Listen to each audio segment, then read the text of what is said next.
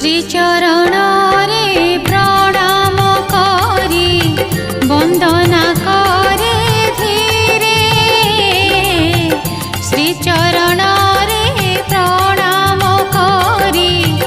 वंदना करे धीरे हे महालक्ष्मी अमृत वाणी गाए मुगीति सुरे महालक्ष्मी गाए मुगीति सुरे